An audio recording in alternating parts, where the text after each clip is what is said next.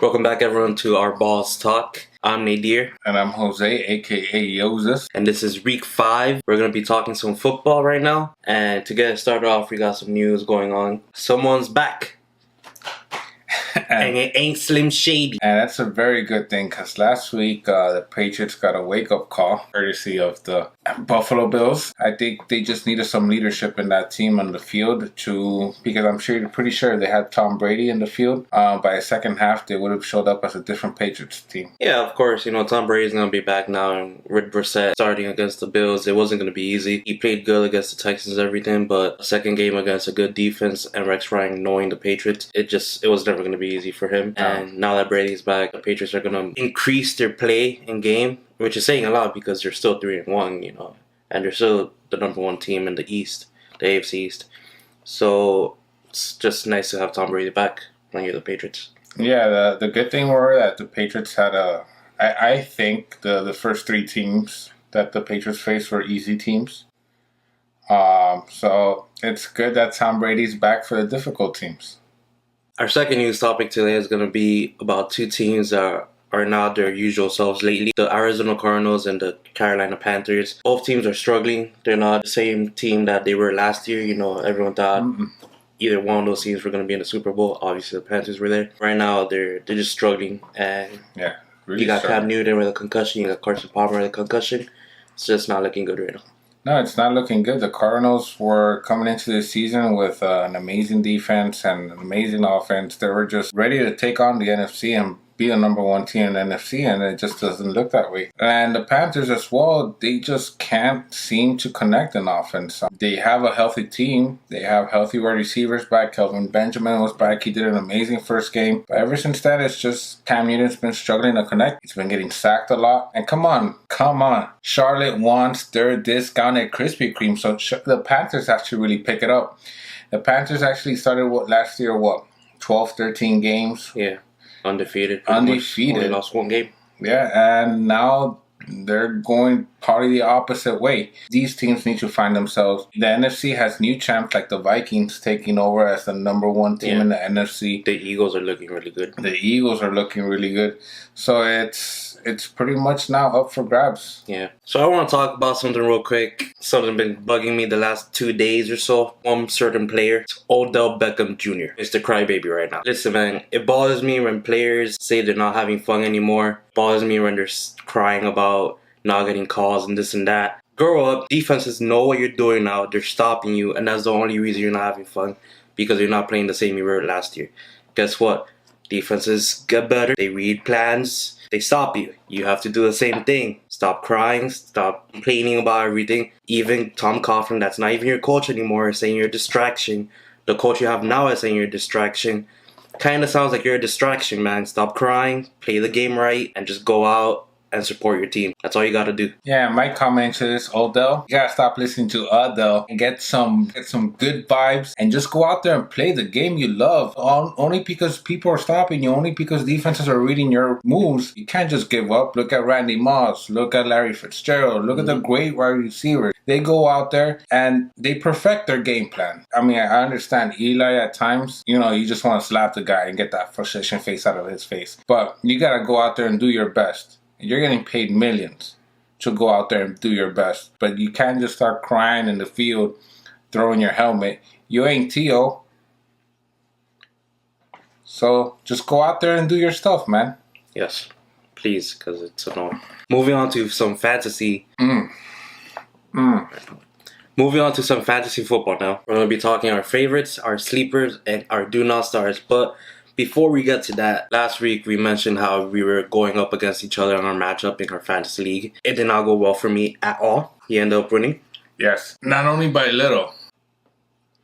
It was a bad performance from my team.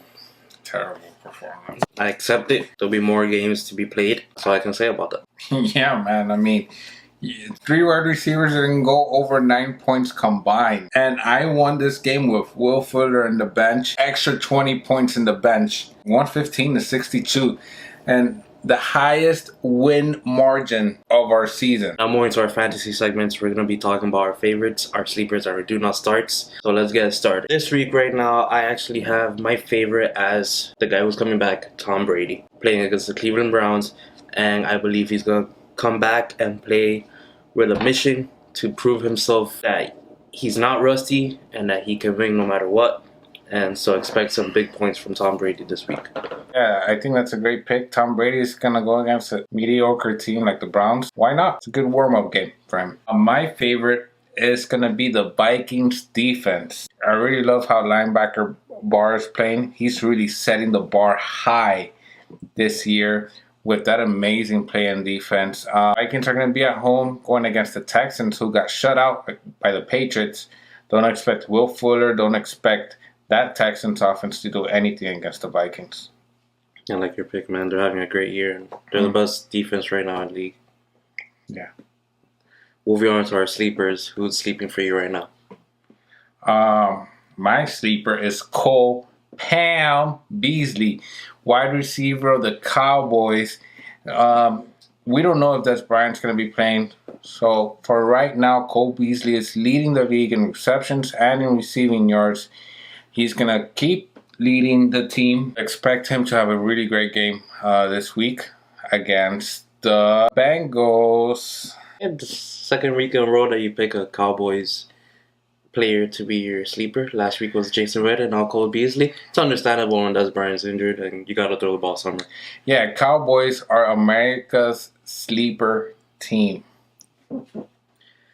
My sleeper this week is Eddie Royal from the Chicago Bears. He's been having a pretty decent year so far, and with Alshon Jeffrey having a knee injury and Kevin White having an ankle injury, they're going to be looking at Eddie Royal a lot this week just to, short passes, long passes, whatever he can give you. Yeah. That's the guy to go with right now. Yeah, and hopefully that Bears quarterback can do something. Brian Ward. Yeah. Okay. Our do not start of this week, my pick for this week is Matt Ryan going up against the Denver's defense. He had a great game last week, obviously playing against the Panthers. He threw the ball plenty to Julio Jones, enough to get 300 yards. But this week it's not the Panthers defense, it's the Denver defense. And it's not going to be easy going up against Von Miller, Aqib Talib, Chris Harris, and those guys. Yeah, I agree.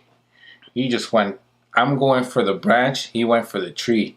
My do not start is wide receiver Julio Jones. He's going to disappear. I think he's going to disappear. There's no way that offense is going to do anything against that Denver defense at home. Do not start Julio Jones. I mean, do you want to lose this week like he did? Do not start Julio Jones. Now we're going to be moving on to our predictions of the week.